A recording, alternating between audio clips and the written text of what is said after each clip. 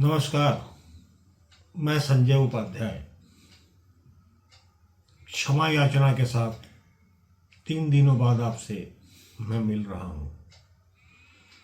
कुछ अपरिहार्य कारणवश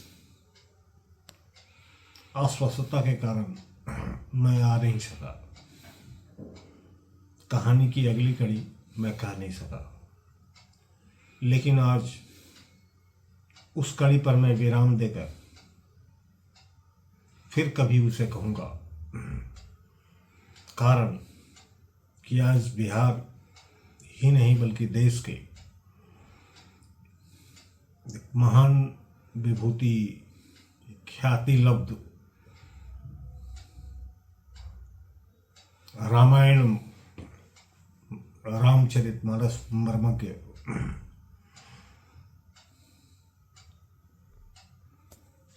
पूर्व IPS किशोर कुणाल जी का हृदयाघात से निधन हो गया।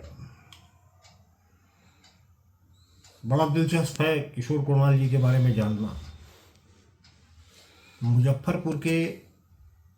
बिहार के मुजफ्फरपुर के बरूराज गांव में उनकी स्कूली शिक्षा हुई। कम उम्र में ही उन्होंने मैट्रिक की परीक्षा पास की। बाद के दिनों में वो पटना कॉलेज आए। पटना कॉलेज में संस्कृत और इतिहास में उन्होंने शिक्षा प्राप्त की। पहले ही अटेम्प्ट में वो UPSC निकाले, बहुत कम उम्र में, शायद 21 साल की उम्र में। कई जिलों थे तो वो गुजरात कैडर के IPS, लेकिन बिहार आए प्रतिनियुक्ति पर। आने के बाद प्रतिनियुक्ति की अवधि जब यहाँ समाप्त हो गई तो वो पुनः लौटना चाह रहे थे दिल्ली, लेकिन किसी कारणवश उन्हें ITBP में भेजा गया। उनका मन लगा नहीं, रमा नहीं, और वो लग गए हनुमान जी की सेवा में। पटना स्थित महावीर न्यास समिति के वो अध्यक्ष थे। यह शायद नई पीढ़ी के लोगों को नहीं पता होगा कि महावीर मंदिर पटना जंक्शन पर जो स्थित है, उसका जो स्वरूप भव्य स्वरूप दिव्य स्वरूप अभी जो दिखता है, वह पहले ऐसा था नहीं। भूमिगत मंदिर था और उसके ऊपर वो बजरंगबली की प्रतिमा थी। भूमिगत जो स्थान था, वो स्थान स्थानीय अपराधियों का अड्डा हुआ करता था।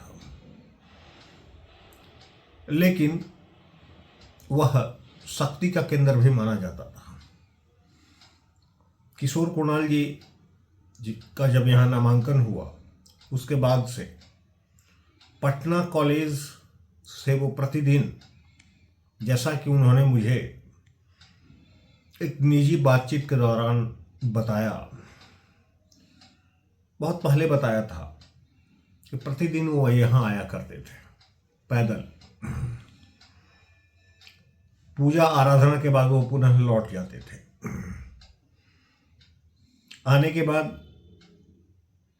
बीच में ढेर सारी बातें हैं। उन बातों को नहीं कहकर मैं मूल बात पर आऊं। वह यह कि जब वो पटना के SSP बने तो अपराधियों का लगभग यहाँ सफाया हो गया। बहुत कड़क मिजाज IPS, किसी से कोई समझौता नहीं। उन दिनों यहाँ एक कुख्यात अपराधी राजन लाल हुआ करता था। गर्दनीबाग का रहने वाला था वह। पूरे पटना में उसकी तूती बोलती थी। वो उसको उन्होंने इनकाउंटर में मार गिराया। बाद में महावीर स्थान के नीचे जो भूमिगत स्थान पर अपराधी रहते थे, उन अपराधियों से उसे मुक्त कराया और मंदिर का वर्तमान स्वरूप आप देख रहे होंगे, जो अभी धार्मिक टूरिस्ट डेस्टिनेशन बन गया है।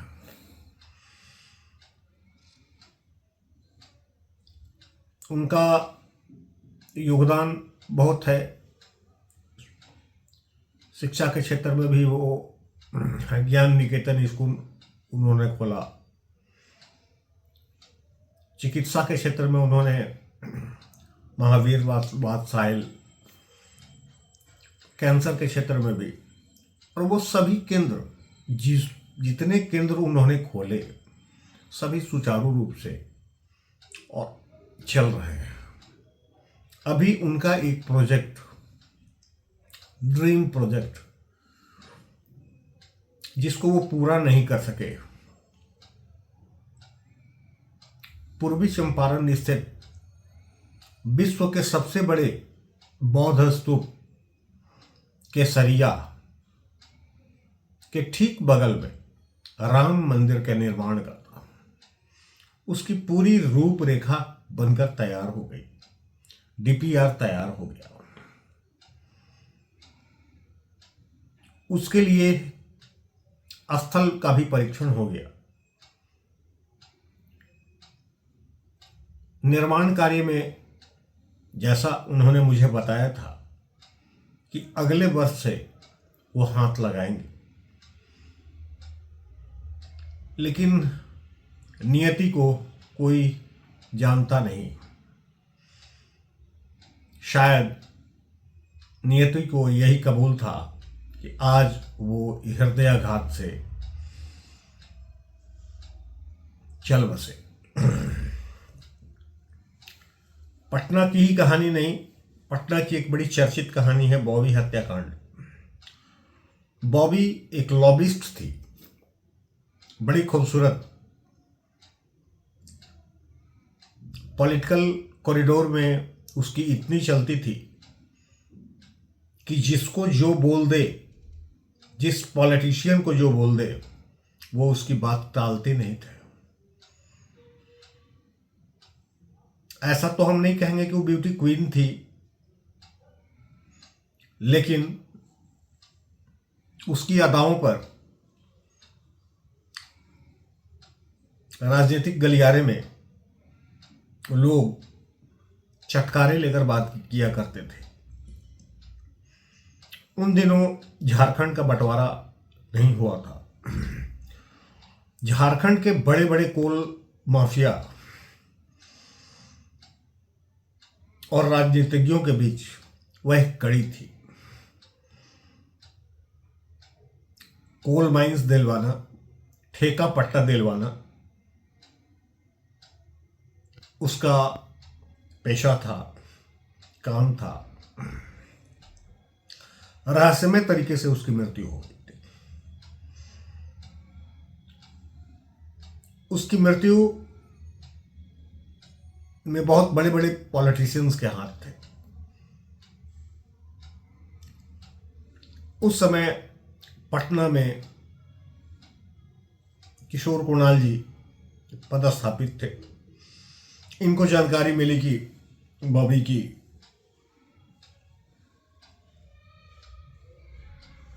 साजिशन हत्या कर दी गई है और आनन फानन में उसकी लाश को जलाया जाने लगा।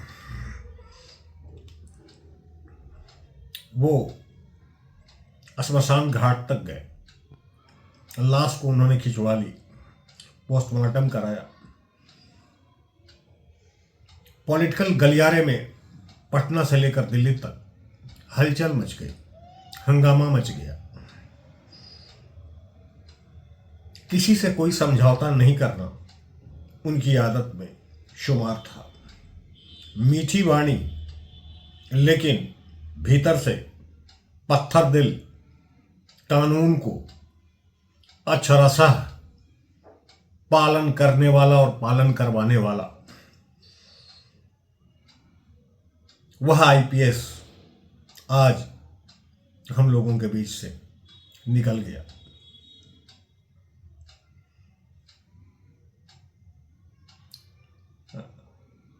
बॉबी हत्याकांड की चर्चा इसलिए भी जरूरी है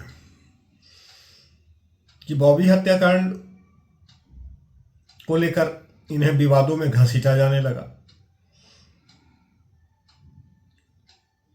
लेकिन इरादा के इतने पक्के थे कि किसी के सामने झुकने को ये तैयार नहीं थे, कोई समझौता करने को तैयार नहीं थे।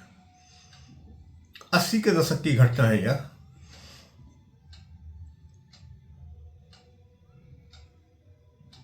और शायद यही कारण रहा होगा कि जहां तक मैं समझ रहा हूं, और उन्होंने अपनी पुस्तक तक्षक दमन में इसकी चर्चा भी की है कि किस तरह से उन पर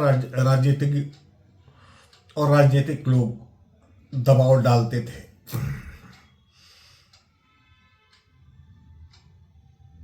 इसके पहले वो पलामू में थे, पलामू में भी उन्होंने बहुत बेहतर काम किया था। जाने वाले थे धनबाद, लेकिन धनबाद का जो कोल माफिया था उन दिनों इतना मजबूत था, आज भी मजबूत है। वो कोल माफिया सरकार को सेट कर उन्हें धनबाद नहीं आने दिया और पलामू में ही उनके कदम रह गए। पलामू उन दिनों दस्युओं माने डाकुओं से बड़ा परेशान था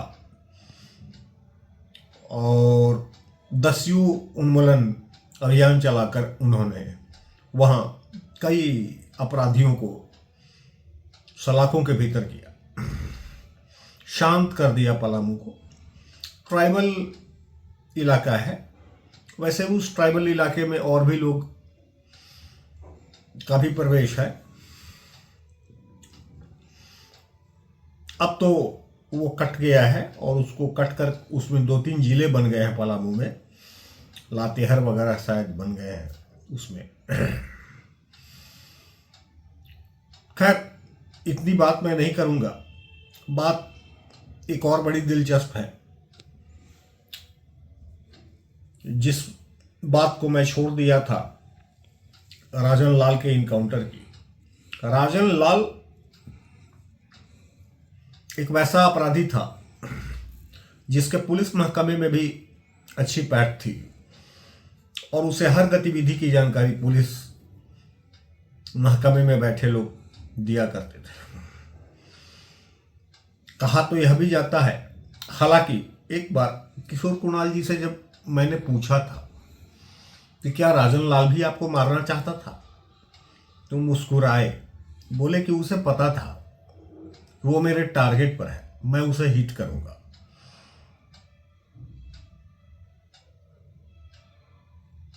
संभव है मैं भी उसके टारगेट पर हो गया होऊंगा। एक घटना की मैंने चर्चा की कि क्या आपके रात के सुनसान में पेट्रोलिंग के दौरान बेवजह आपका ड्राइवर कहीं सीटी बजा रहा था, हॉर्न बजा रहा था गाड़ी का। तब गाड़ी इतनी अच्छी हुआ नहीं करती थी, कमांडर जीप हुआ करती थी, एसपी लोगों को भी वही मिलता था। उन्होंने कहा कि हाँ, ये घटना खगौल के आसपास की है। नौबतपुर के इलाके से वो लौट रहे थे, रात के 1:30-2 बजे होंगे, यही सर्दी की रात थी। उनकी नजरें चारों तरफ रहा करती थी, तो बड़ी शार्प माइंड के आदमी थे। यूं कहें कि देखते वो एक तरह से एक्सरे कर लेते थे लोगों का, इसमें कहने में कोई अतिशयोक्ति नहीं। उनको यह पता था कि राजन लाल का पुलिस के महकमे में पैठ है, गतिविधियों की जानकारी उसे दी जाती है। नौबतपुर से आने के क्रम में खगौल स्टेशन से जैसे ही उनकी गाड़ी बाएं की ओर मुड़ी, वैसे ही वो हॉर्न देना शुरू कर दिया ड्राइवर ने।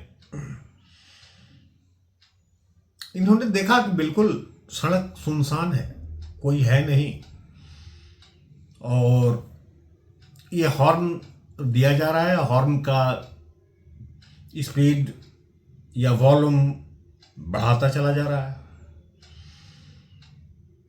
इनका दिमाग तुरंत खटका। तुरंत उन्होंने कहा कि गाड़ी रोक दो। गाड़ी रुकी और ड्राइवर को उन्होंने कहा, सरकारी ड्राइवर था, आज की तरह निजी ड्राइवर नहीं हुआ करते थे, कहा कि इसे पीछे बैठा लो, और गाड़ी को वो खुद ड्राइव करने लगे। ड्राइव करते पुलिस लाइन तक लाए और उसे हिरासत में लेकर उसकी पूछताछ शुरू कर दी। उसने कबूल किया कि हाँ, मैं गरीब परिवार से आता हूं और मुझे राजन लाल ने लालच दिया था। खैर, सस्पेंड तो वह हुआ ही और उसके खिलाफ विभागीय कार्रवाई भी उन्होंने की। कितने शार्प माइंड के थे, अंदाजा आप इसी से लगा सकते हैं। मैं अगर कहूं कि मेरे निजी संबंध थे तो यह गलत होगा। पटना का कोई भी ऐसा सीनियर मीडिया कर्मी नहीं, या धार्मिक या धर्म से जुड़ा व्यक्ति नहीं, जिनसे उनके निजी संबंध नहीं थे।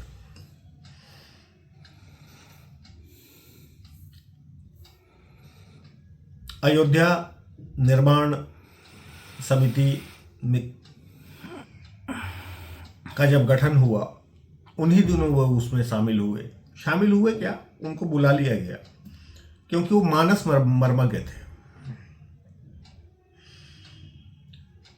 और वो कहा करते थे कि यह मानस नहीं है बल्कि एक विज्ञान है, इस विज्ञान को समझने की जरूरत है। खैर, उतनी गहराई तक तो मानस मैंने कभी पढ़ी और न भी उस विज्ञान को समझने की कोशिश की, लेकिन जब कभी भी उनके साथ में बैठा, शांत चित्त से कभी कभी वर्तमान राजनीति पर, समकालीन राजनीति पर उनकी टिप्पणी होती थी।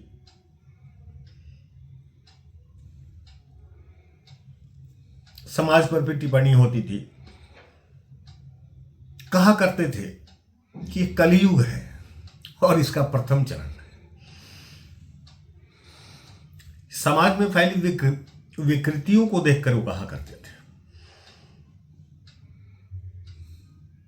कभी कभी उत्सुकता बस मैं पूछ लिया करता था, फिर अगला चरण कैसा होगा। कहते थे कि आप जर्नलिस्ट हैं, प्रथम चरण में जब इतनी विकृतियां आप देख रहे हैं, द्वितीय, तृतीय और चतुर्थ, और इसके निष्कर्ष का आप अंदाजा लगा सकते हैं। खैर, उस धार्मिक दर्शन और शास्त्रार्थ में न तो जाने का कभी मैंने साहस किया और न ही कभी उतना वक्त मिला।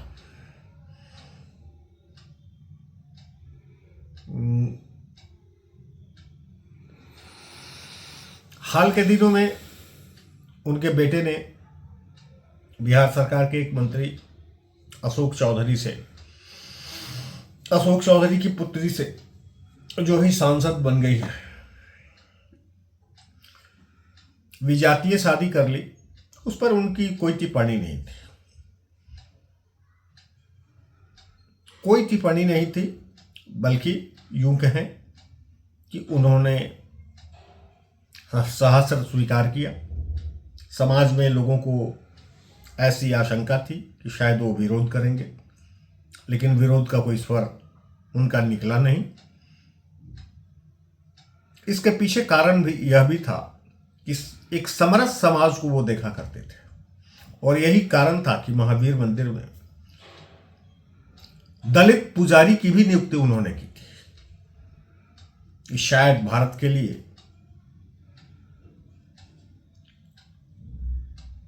आज जाति पाति, दलित पिछड़ा अति पिछड़ा को लेकर इतना विवाद, लेकिन उस मंदिर में ऐसा कुछ कभी देखा नहीं गया।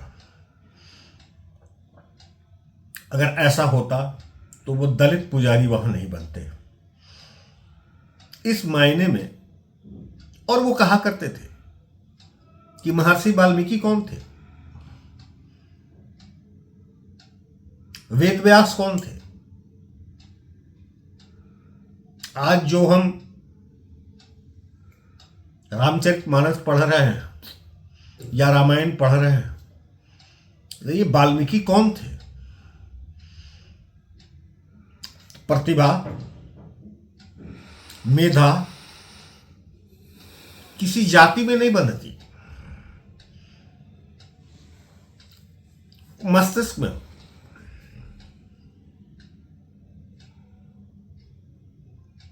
तो उनको इतना ही कहकर मैं श्रद्धांजलि अर्पित कर रहा हूं, और इस वादा के साथ कि अब शायद आप लोगों को ये 3 दिनों का इंटरवल नहीं देखना पड़ेगा। प्रतिदिन मैं आया करूंगा। इन 3 दिनों तक मैं नहीं आया, कुछ अस्वस्थता के कारण, स्वास्थ्य के कारण, और मुझे इजाज़त दें। मैं पुनः मिलूंगा आपसे वही नई कड़ी के साथ या फिर कोई नई घटना के साथ। धन्यवाद। अगर ये कहानी अच्छी लगी हो, संक्षिप्त है, संक्षिप्त में ही सारी बातें मैंने कही। कहानी अगर अच्छी लगी हो, चैनल को सब्सक्राइब कर ले, शेयर करें। इससे मुझे खुशी होगी और प्रोत्साहन मिलेगा। धन्यवाद।